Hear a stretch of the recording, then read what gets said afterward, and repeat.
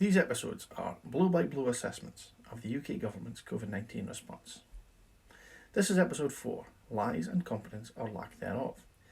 Episodes 1, Procurement, 2, Contact Tracing App, and 3, Strategy, are available on my Facebook page or YouTube channel. We're all used to politicians, shall we say, being economical with the truth. Bill Clinton stating unequivocally, if untruthfully, that "I have not had sexual relations with that woman," spring to mind. Now, if I'm honest, I don't care about politicians' extramarital affairs, or sexual preferences, or anything else personal, as long as they are honest with the electorate about politics. The Covid-19 pandemic is a time like no other, a time when an honest, competent and trustworthy government was needed more than ever. But as you all know, that's not what we got. In this episode, I'll cover some key lies and competence issues in the UK government's Covid-19 response so far. Lie number 1. Making a statement in the House of Commons on the 23rd of January, Matt Hancock, the Health Secretary, said, "The Chief Medical Officer has revised the risk to the UK population from very low to low, and has concluded that while there is an increased likelihood that cases may arise in this country, we are well prepared and well equipped to deal with them." The UK is one of the first countries to develop a world-leading test for coronavirus, and the NHS is ready to respond appropriately to any cases that emerge. Clinicians in both primary and secondary care have already received advice covering initial detection and investigation of possible cases, infection control and diagnostics. The public can be assured that the whole of the UK is always well prepared for these type of outbreaks, and we will remain vigilant and keep our response under constant review in light of emerging scientific evidence. As Matt Hancock was saying this, we were apparently 25,000 ventilators short, lacking in PPE. Despite holding exercise sickness in 2016 and watching this virus sweep the globe towards us, we hadn't even decided which strategy, herd immunity or contained delay research, to follow. We hadn't equipped airports with thermal scanners. To the best of my knowledge, we never did. We had nothing in place to close airports, seaports and other borders. As Health Secretary, he must have known the facts. So he lied to Parliament, and by association, he lied to the public. He owes us an apology for that. At the very least, he owes us an explanation. Lie number 2. Boris Johnson, on the 3rd of March, said, "Our country remains extremely well prepared." He went on, "We already have a fantastic NHS, fantastic testing systems, and fantastic surveillance of the spread of disease." A mere 9 days later, contact tracing was abandoned. The UK government's world-beating contact tracing app, which was due in May, has been abandoned. The contract for managing our world-beating contact tracing app has been given to the wife of a Tory MP. It's cost £13 million in 4 months and doesn't work. The Irish Covid-19 contact tracing app cost their government £773,000 and it works perfectly. Outsourcing giant Serco were awarded a telephone contact tracing contract 2 months after the outbreak started. But Serco can't even keep their own employees' data secure. A contact tracer reported to the BBC on the 3rd of June that she'd been working for a week and she'd not been given instruction to call anyone, and despite being paid for 38 hours, had spent the week watching Netflix. Serco traced 59,000 contacts in 6 weeks, which is less than 1 contact per tracer per fortnight. In Scotland, the NHS and local authorities have been quietly and competently conducting contact tracing throughout the pandemic, without any outsourcing to party donors at all. The PM's statement on the 3rd of March gives us the impression that the tracing system was, as he likes to put it, oven ready. As he was saying this, he must have known that he was lying. We certainly didn't have surveillance and testing that was anywhere near approaching the adjective fantastic. And even now, almost 5 months in, we still don't. Lie number 3. Now, to be honest, I wasn't sure this one qualifies as a lie or spin, but it's bollocks in equal measure, whatever you call it. On the 3rd of April, Health Secretary Matt Hancock announced that he was writing off £13.4 billion worth of NHS debt. Well, thanks, Matt.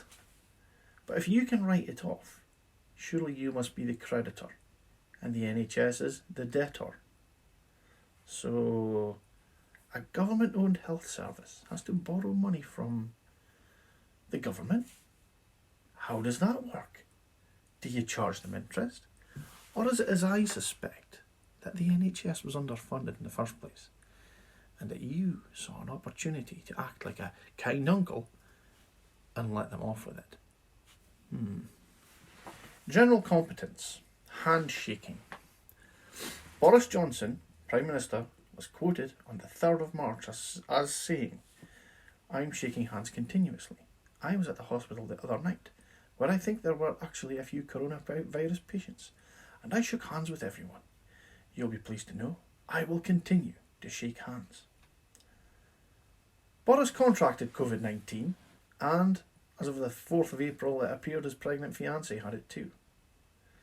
Now, with the amount of information that someone like Boris Johnson would have at hand on this virus, it was unnecessary and utterly reckless of him to visit a hospital, let alone shake hands with potentially infected people and expose himself to Covid-19.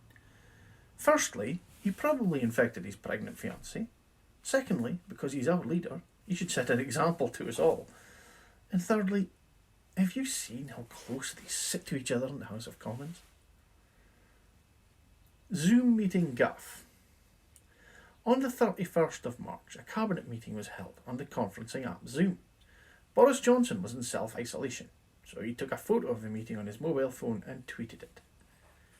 Not only is this app beset with security weaknesses, but the photo Boris tweeted had the meeting login ID on it and the screen names of the entire cabinet on their thumbnail image. Now, Zoom is a weak enough platform. Businesses have reported people gate-crashing meetings and showing porn to offend innocent attendees. Having a confidential government meeting on it is bad enough. But for the Prime Minister to screenshot everyone's ID is an unforgivable lapse in both security and judgment. Cummingsgate Domini Shambles. We all saw the affair unfold. We all have an opinion on whether or not Dominic Cummings was in breach of the rules. But the Cummings press conference revealed something more. To be objective, his explanation of his breach was such a dull and dreary tale. It could well be true. But some of what he said worries me even more than his eye test by driving. He's a special advisor, but he talked about making decisions and moving money around. He also talked about deciding when to ask the Prime Minister and when not to. This gives me the impression that he's making decisions and policy that elected officials should be making. When the government have talked about the scientific advisors, it's always been a position that advisors advise, ministers decide, but it seems that in Dominic Cummings' case, special advisors can decide. Given that he led the Vote Leave group with the objective of removing unelected bureaucrats from British decision making, it seems that he alone has replaced them in the process. Unfortunately, we live in a world where political capital is a thing that exists. Sometimes it's a force to keep politicians in check, sometimes it isn't. This episode gives me a real concern about the general competence of Boris Johnson. I know he's not a stupid man. He's much more academically clever than I am, for instance. But we also know that Prime Minister's questions and other bits that we get to see are half scripted. Hence, he can appear reasonably coherent, given a chance to sit down, probably with Mr. Cummings, to prepare for it. But when he went on this morning, before the general election, Philip Schofield and Holly Willoughby had him totally flummoxed, with banal questions on a daytime TV show. It's no wonder he didn't go on to be interviewed by Andrew Neil and others who would have really shown him up. It's no wonder that he hid in a fridge rather than talk to Piers Morgan. If Cummingsgate was brought about by anyone else, advisor or minister, they'd be gone, whether the story was true or not. The fact that Boris Johnson has spent so much of his political capital to protect Dominic Cummings, added to the points from before, convince me that the Prime Minister feels he can't do his job without Cummings' advice. And that basically says to me that Mr. Johnson knows he isn't up to the job of being Prime Minister. And more concerning is the possibility that Mr. Cummings is actually running the country. Leaves us with a couple of questions there.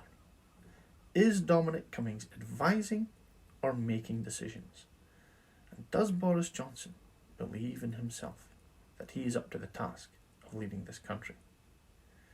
Now, it's obvious to anyone watching this that I'm ideologically opposed to the Tories. But the saddest thing is that before the general election 2019, they did have some very experienced and competent politicians in the party.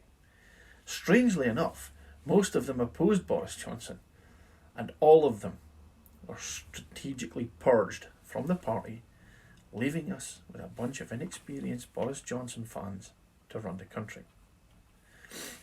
Now, these are just a few questions, and I am in no way a professional political analyst or journalist. I'm just a guy who decided to look into things and will continue to do so. So please join me in looking and calling it out for what it is: lies and incompetence. Next week, we'll summarise the whole debacle. Folks, thanks for watching. Please comment on the Facebook post. Be civil and respectful at all times. Unionists are welcome here. Please make them feel it. DaviePHD.